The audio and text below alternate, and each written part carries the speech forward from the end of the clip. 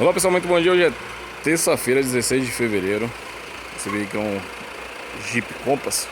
Esse carro estourou ali, furou, tá? O cano ali, um dos canos que alimenta o condensador, que sai do compressor e alimenta o condensador. Não dá pra enxergar ali porque o carro é bastante protegido. Como é que esse cano furou é complicado de dizer, mas enfim, furou, tivemos que tirar. Diga-se de passagem, o serviço, deixa eu ligar a lanterna e ver se consigo enxergar ele.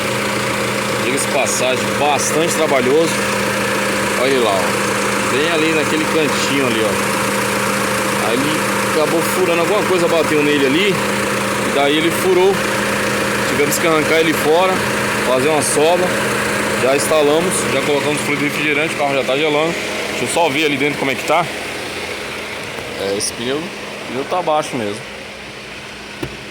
Esse pneu tá baixo mesmo, viu? É melhor passar lá pra dar uma conferida. Deixa eu só...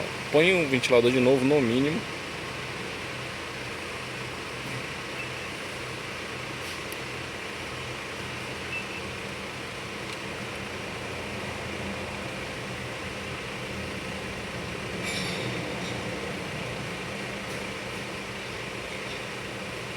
Ele não mostrou.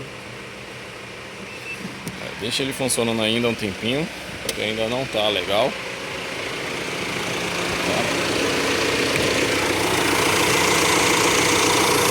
Enfim, cara, deixa eu mostrar aqui a dificuldade que é tirar isso aqui, cara.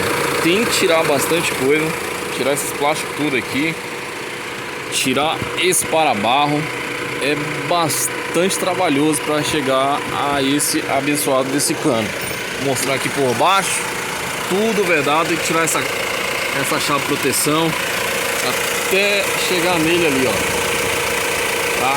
Esse cano aqui, esse cano de retorno ali. Aí tá pingando água normal, o carro tá funcionando e o ar-condicionado tá funcionando, normal, pinga água. Então, por enquanto é isso, deixar funcionando ali, depois a gente vê a temperatura lá dentro.